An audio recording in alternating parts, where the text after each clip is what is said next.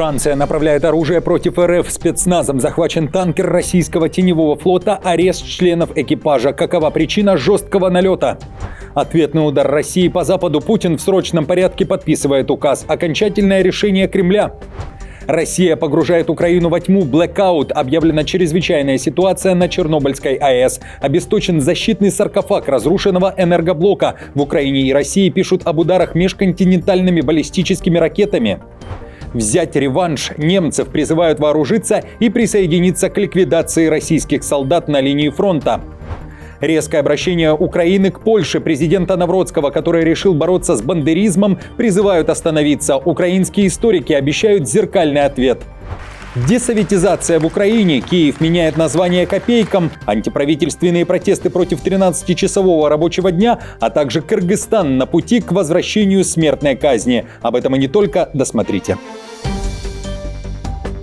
Всем привет, это «Время Прядко», коротко, четко и по делу о том, о чем говорят в мире. Как всегда, жду ваших комментариев и ответов на мои вопросы. Пожалуйста, поддержите лайком и поделитесь видео на своих страницах в соцсетях. Время начать.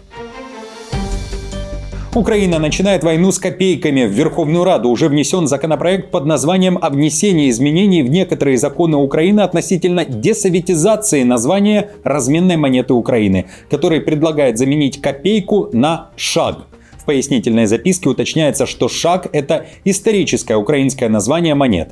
Одним из авторов законопроекта является глава Верховной Рады Стефанчук. Он вместе с другими объясняет необходимость искоренения копейки тем, что денежная реформа Украины 1996 года хоть и заложила основу для функционирования собственной и уникальной национальной валюты Украины гривны, но при этом не смогла окончательно разорвать связь с российскими традициями денежного оборота. Это была цитата. Именно поэтому эту связь собираются разорвать, уточняя, что копейками монеты называют лишь в недружественных государствах для Украины.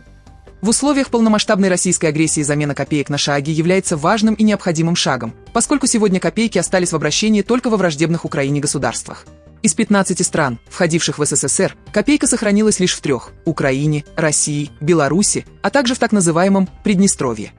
Игнорировать этот факт значит сохранять связь между Украиной и враждебными нарративами. Резкое обращение Украины к Польше. Президента Навроцкого, который на этой неделе подал в Сейм законопроект о запрете бандеризма, просит не делать поспешных выводов. Посольство Украины в Польше в среду распространило открытое заявление украинских историков, которые критикуют Навроцкого за его желание приравнять идеологию ОУН и УПА к коммунизму и нацизму и предусмотреть наказание за ее пропаганду. В документе говорится, что такие инициативы вызывают глубокую обеспокоенность в Украине, так как Навроцкий возлагает на украинцев одностороннюю ответственность за волынскую трагедию и искажает общую историческую память. Историки призывают не политизировать сложные и трагические страницы прошлого. В заявлении подчеркивается, что принятие закона приведет к резкому обострению отношений между Киевом и Варшавой. В ответ Украина может принять зеркальные меры и вспомнить, что творили поляки на украинской земле. Украинские историки вспоминают в заявлении и Россию. Пишут, что подобная эскалация выгодна исключительно Москве, которая стремится поссорить Киев и Варшаву. В заявлении есть и призыв возобновить работу совместного форума историков Украины и Польши, чтобы установить правду о преступлениях против мирного населения. Кроме того, пишут, что деятельность ОУН-УПА имела антиимперский и национально-освободительный характер и была направлена против тоталитарных режимов. Далее цитата из обращения историков. Также до сих пор отсутствуют окончательные исследования и выводы относительно влияния спецподразделений оккупационных режимов СССР и нацистской Германии на события, приведшие к этому украинско-польскому конфликту. Поэтому весьма сомнительными выглядят попытки приравнять антиимперскую, по своей сути национально-освободительную деятельность УПА и ОУН к геноцидным практикам неимперских тоталитарных режимов нацистов и коммунистов, против которых в первую очередь и боролись украинские повстанцы. Немцев призывают взять оружие и присоединиться к ликвидации российских солдат на линии фронта. В Берлине появились плакаты, которые открыто призывают граждан Германии вступать в ряды украинских вооруженных сил. На серых распределительных ящиках и у станции метро развешаны листовки с броским лозунгом «Возьми реванш». Рядом черно-белое фото измученных немецких военнопленных, а под ним подпись присоединись к украинским освободителям и стань частью Интернационального легиона. QR-код на плакатах ведет прямо на официальный сайт с анкетой для желающих вступить в подразделение. По данным Berliner Zeitung, такие листовки появились еще в середине сентября и держались на улицах несколько дней. Кто их распространял и кто позже снял, до сих пор неизвестно, уточняют авторы материала. Также напоминаю, что вербовка граждан Германии для участия в войне уголовно наказуемая. Согласно Уголовному кодексу Германии, вербовка немецких граждан для службы в вооруженных или подобных военным структурах иностранного государства является уголовным преступлением. Попытка совершения такого преступления также наказуема. Наказание варьируется от штрафа до лишения свободы на срок до 5 лет. Исключение возможно только при наличии специального соглашения между Германией и соответствующим государством, но такого соглашения с Украиной нет. Berliner Zeitung напоминает, что Берлин сталкивался с появлением подобных листовок еще в 2022 году. Тогда украинское посольство предупреждало о поддельных письмах, рассылаемых якобы от имени украинской армии. Россия погружает Украину во тьму. Удары по энергетическим объектам страны уже привели к блэкаутам в нескольких областях Украины. В частности, полный мрак на стратегически важном объекте страны – Чернобыльской АЭС. В Минэнерго Украины заявили, что после удара по энергообъекту в Славутиче и в результате скачков напряжения без электроснабжения оказался новый безопасный confinement, который является ключевым объектом, изолирующим разрушенный 4-й энергоблок ЧАЭС и предотвращающим выброс радиации. Это была цитата. Ситуацию называют чрезвычайной. В темноте также и часть Киевской, Черниговской, Сумской областей. Ближе к 9 часам вечера 1 октября электроэнергия пропала и в Днепропетровской области. Украинские и российские телеграм-каналы писали о вспышке голубого цвета в небе, после чего начались перебои со светом. Этот удар вызвал обсуждение. Российские Z-военкоры писали, что это прилет межконтинентальной баллистической ракеты «Ярс». Кроме того, отдельные телеграм-каналы без каких-либо ссылок на кого-либо писали, что это мог быть и удар орешником. Отмечу, что официальной информации о типе вооружения на момент записи выпуска не было. Лишь в офисе Зеленского заявили, что Украина в ответ ударит по России. Россияне обстреливают нашу энергетику и создают угрозы не только для Украины, но и для безопасности Европы. Такие действия не останутся без ответа. Украина ответила и будет отвечать. Ответный удар России по Западу. Кремль готовится дать пощечину Европе. Москва имеет зеркальный план на возможное изъятие своих замороженных средств в ЕС. Как сообщает Bloomberg, Путин подписал указ, который открывает путь к быстрой национализации и продаже иностранной собственности в России. Новый механизм позволит конфисковывать активы западных компаний и выставлять их на продажу в ускоренном порядке. Оценка займет не более 10 дней, а регистрация будет проводиться по упрощенной процедуре. Ответственным за такие сделки назначен Промсвязьбанк. Под удар могут попасть гиганты вроде Unicredit, Raiffeisenbank, PepsiCo и Mondelez. Путин подписал указ на фоне переговоров лидеров ЕС в Дании, которые набирают обороты по плану предоставления Украине кредитов на сумму 140 миллиардов евро, 164 миллиарда долларов за счет замороженных активов Центрального банка России. Эта давняя инициатива получила новый импульс после того, как США под руководством президента Дональда Трампа прекратили прямую помощь Украине, оставив Европе основную часть расходов по поддержке страны, пострадавшей от российской агрессии. В Кремле уже назвали планы ЕС незаконным изъятием российской собственности и воровством и предупредили, что любые такие действия разрушат доверие к глобальной финансовой системе.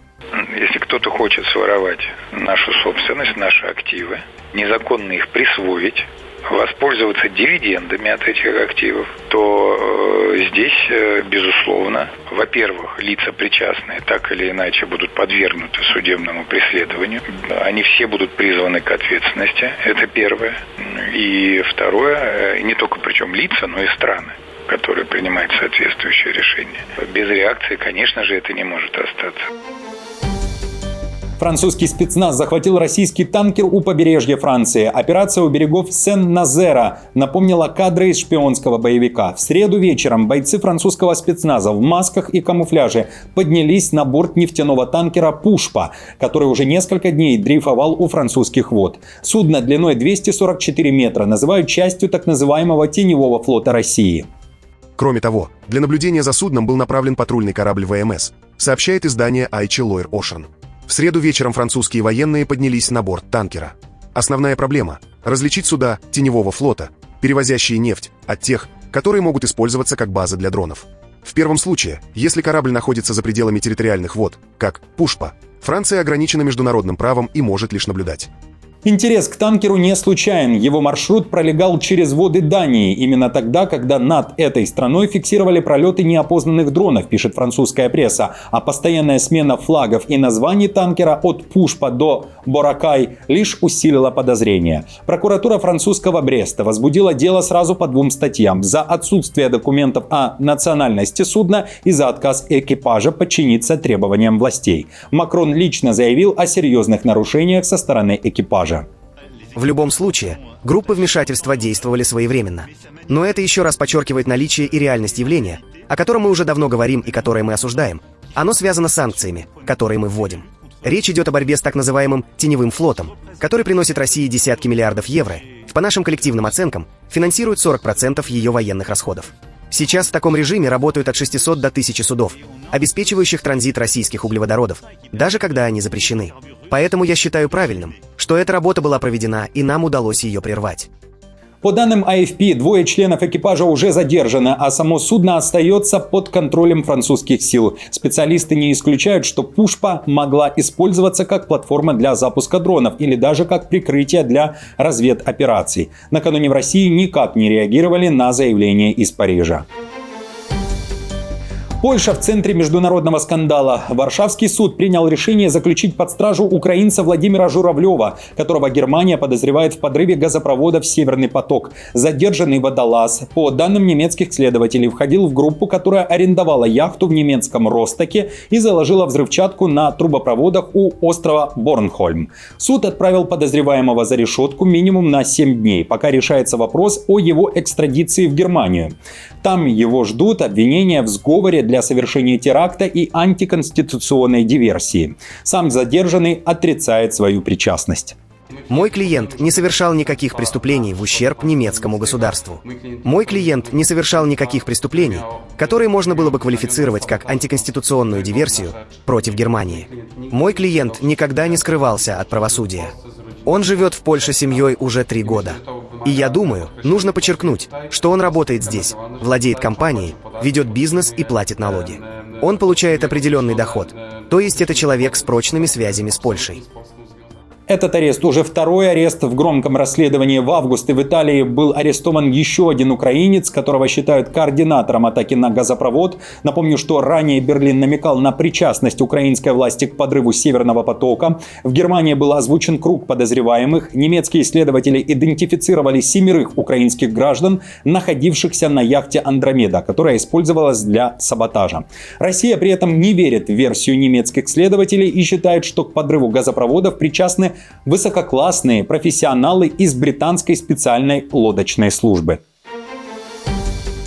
Кыргызстан планирует вернуть смертную казнь. Это поручение президента Садыра Жапарова. В стране сейчас обсуждают жуткое преступление, совершенное в Исык-Кульской области, где 17-летняя девушка отправилась в гости к подруге, как утверждают СМИ Кыргызстана, на попутке, но затем перестала выходить на связь. Причина в водителе, который отобрал жизнь у молодой пассажирки. Подозреваемый уже задержан. Ему 41 год, он ранее судимый за тяжкие преступления. Сейчас находится в изоляторе. Президент Жапаров лично взял дело под контроль и поручил подготовить поправки в законодательство о возвращении смертной казни. Речь идет о самых жестких мерах наказания для тех, кто посягает на жизнь и безопасность детей и женщин. В Кыргызстане смертная казнь была отменена в 2007 году, а в декабре 2010 страна ратифицировала 2-й факультативный протокол к Международному пакту о гражданских и политических правах, направленный на отмену смертной казни. Последнее исполнение смертного приговора в стране произошло в 1998 году, что предшествовало полной отмене этой меры наказания. Масштабный антиправительственный протест парализовал страну. Люди вышли на улицы столицы против нового рабства, 13-часового рабочего дня. Десятки тысяч граждан страны выступают против скандальной трудовой реформы. Законопроект позволяет работодателям увеличивать рабочий день до 13 часов вместо нынешних 8. Профсоюзы Греции называют инициативу новым рабством и предупреждают, реформа разрушает баланс между работой и личной жизнью, лишая людей времени на семью и отдых. Правительство заявляет, что предлагаемая реформа не будет обязательной и сможет применяться не более 37 дней в году. Власти также утверждают, что документ предоставляет работникам возможность получать 40% надбавки за сверхурочные, и что документ появился в ответ на запросы работодателей и работников о более гибком рынке труда. Протестующие видят в законопроекте откат на 100 лет назад и наступление на исторические права трудящихся. Если заставят работать с утра до ночи, я не смогу даже увидеть своих детей вечером, не смогу помочь им с уроками, даже поцеловать их на ночь. Это будет изнурительно, и физически, и психологически. Они не имеют права так поступать с нами. Особенно с матерями. Но вообще, со всеми родителями. Особенно с матерями. Они не могут так делать. И не могут заставлять нас увольняться, чтобы мы сидели дома. Мы хотим работать. У нас есть право на работу.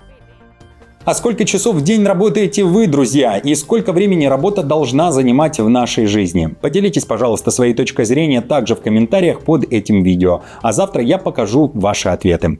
На этом все. Спасибо вам большое за поддержку. Спасибо, что многие каждый день со мной. Делитесь моим видео на своих страницах в соцсетях. Пожалуйста, поставьте лайки, комментарии. Для меня это очень важно и ценно. Напомню, что новости за неделю собраны в плейлист. Переходите и смотрите. До встречи.